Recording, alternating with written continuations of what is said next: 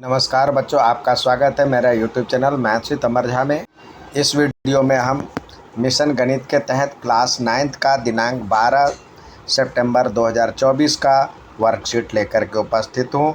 हमारा आज का टॉपिक है रेखाएं व कोण। विषय एक ही रेखा के समांतर रेखाएं। देखिए, वीर और बिन्नी के बीच बातचीत है। यदि दो रेखाएं एक ही रेखाओं के समांतर हो तो क्या वो एक दूसरे के समांतर होंगी? बिन्नी: मुझे नहीं मालूम, आओ जांच करें। जो रेखा एक ही रेखा के समांतर होती है वे एक दूसरे के समांतर भी होते हैं। इसका मतलब यह है कि यदि दो रेखाएं एक ही रेखाखंड के समांतर हो तो वो एक दूसरे के समांतर होंगी। अर्थात इसमें कह रहा है lines that are parallel to same line are parallel to each other. It means that if two lines are parallel to the same line then they will be parallel to each other. यानी ये कह रहा है जब एक ये line है और दूसरा ये लाइन है और तीसरा एक ये लाइन है, यदि ये L है, ये M है और ये N है। L पैरेलल टू M है और M पैरेलल टू N है, तो ये इसके पैरेलल है और ये इसके पैरेलल है, तो ये इसके पैरेलल भी होगा, यानी L पैरेलल टू N होगा। कैसे होगा ये देखिए, ये बनाया गया है।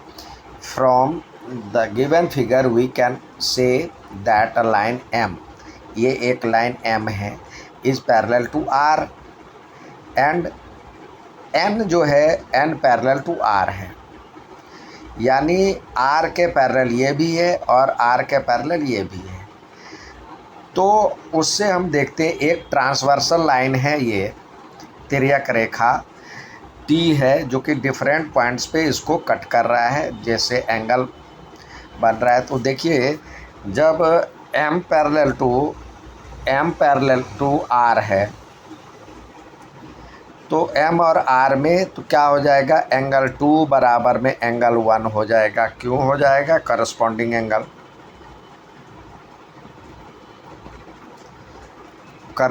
एंगल जिसको हिंदी में कहते हैं संगत कोण से बराबर होते हैं। और साथ ही कह रहा है R पैरेलल टू N है, R पैरेलल टू N है, ये दिया हुआ है, N पैरेलल टू R। तो इसमें क्या हो जाएगा, एंगल 1 और एंगल 3 बराबर हो जाएगा। एंगल 1 बराबर में एंगल 3 हो जाएगा, ये भी इसी से हो जाएगा। अब चलते हैं, देखते हैं क्या होता है। एंगल 2 बराबर में एंगल 1 था और एंगल 1 के बदले में हम एंगल 3 लिख सकते हैं, तो क्या हो गया, एंगल 2 बराबर में एंगल 3 हो गया। एंगल 2 बराबर में एंगल 3 हो गया, तो क्या होता है, कन्वर्स ऑफ करस्पॉन्डिंग एंगल। यदि corresponding angles are equal, if corresponding angles are equal then opposite sides are parallel. यानी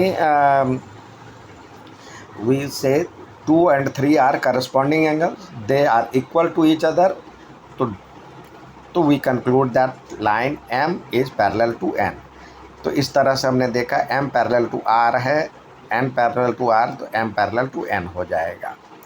this property can be extended to more than 2 lines. ये 2 से अधिक में भी अप्लाई हो सकता, अर्थात ये 2 या 2 से अधिक रेखाओं के लिए भी मान्य है। अब आइए सवाल की तरफ देखें कुछ।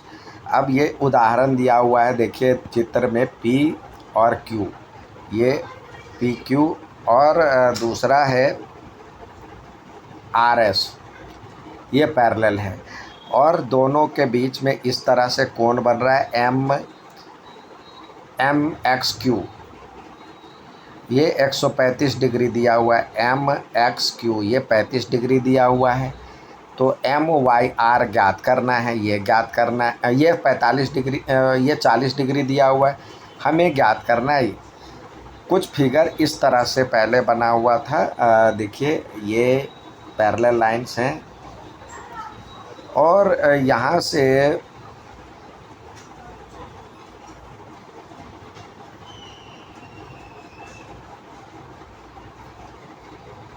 फिगर कुछ इस तरह से था पहले बना हुआ। ये पी क्यू और आर और एस दिया हुआ है। एम एक्स क्यू ये एक्स है और ये वाई है और ये एम है। ये एंगल आपको दिया हुआ था 135 डिग्री एम एक्स। और दूसरा दिया हुआ M Y R. M Y R ये एंगल आपको 40 डिग्री दिया हुआ है। और आपसे पूछ रहा है जो कि एक्स एम वाई ये एंगल पूछ रहा है। तो उसको पूरा करने के लिए हम एक लाइन ड्रॉ करेंगे। ये लाइन दिया नहीं होता है तो ये हम इसमें एक लाइन ड्रॉ करेंगे जो इसके पैरेलल हो जाएगा। तो इस तरह से यहाँ पे दो एंगल बन जाएगा। पी क्यू के समांतर एक रेखा ए बी खींचा, ये ए और ये बी, ए बी है।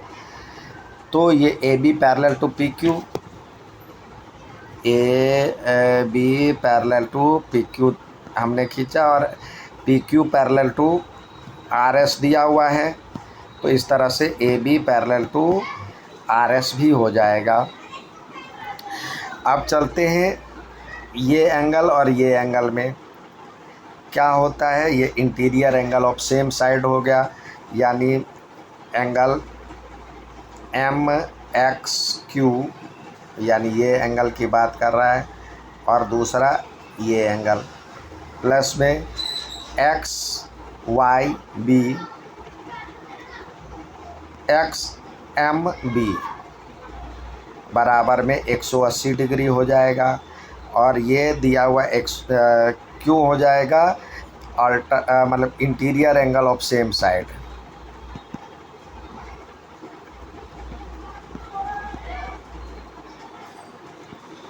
यानी एक ही ओर के दो अंतःकोणों का योग। अब ये 180 हो जाएगा। तो ये तो दिया हुआ है 135 डिग्री और ये नहीं पता है एक्स एम बी 180 डिग्री। तो एक्स एम बी बराबर में 180 में से 135 गया, तो इस तरह से हो जाएगा ये 45 डिग्री। अब ये तो आ गया 45। अब देखिए ये एंगल में ये और ये क्या है, एंगल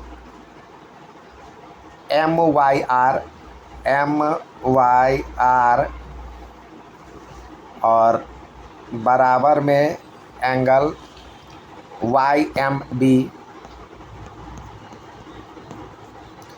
ये क्या है, ये एंगल और ये एंगल जब ये पैरेलल इसके हैं तो ये इसको कहते हैं अल्टरनेट इंटीरियर एंगल।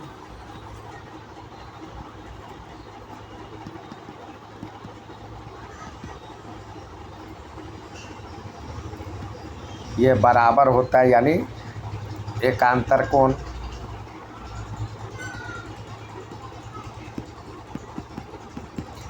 तो एम वाई आर तो 40 डिग्री दिया हुआ है और ये हो जाएगा वाई एम बी। तो यानी वाई एम बी बराबर में 40 डिग्री। ये निकल गया आपको 40 डिग्री और ये निकल गया 45 डिग्री। तो इसका हमें निकालना है एक्स एम वाई। अब एंगल एक्स एम वाई बराबर में हो जाएगा angle X M B plus angle Y M B. ये 45 डिग्री था और ये 40 डिग्री है। तो इस तरह से 85 डिग्री इसका आंसर हो जाएगा। नेक्स्ट सवाल देखते हैं। नेक्स्ट सवाल कह रहा है यह देखते हुए कि आर और एम पैरेलल है और एम पैरेलल टू एन है। एंगल एक दिया हुआ 120 डिग्री। तो एंगल 3 ज्ञात करना है। तो जब देखिए आर पैरेलल टू एम दिया हुआ है तो क्या हो जाएगा, then angle 1 is equal to angle 2 क्यों हो जाएगा, करस्पॉन्डिंग एंगल आर इक्वल।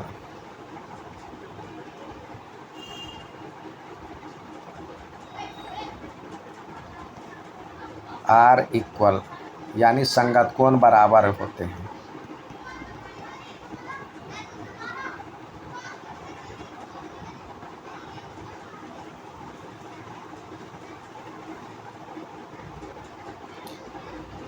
अब इसी तरह जब m पैरेलल टू n है, जब when m parallel to n दिया हुआ है तो क्या हो जाएगा, तो ये एक बराबर 120 डिग्री दिया हुआ था, तो ये भी हो जाएगा 120 डिग्री, यानी एंगल 2 बराबर में 120 डिग्री हो गया।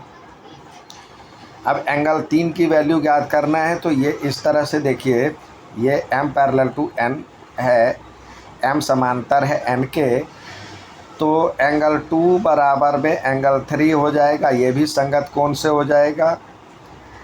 अब ये भी और एंगल 2 की वैल्यू हमने निकाला था 120 डिग्री, तो एंगल 3, तो दैट मीन्स एंगल 3 बराबर में 120 डिग्री इसका आंसर हो जाएगा।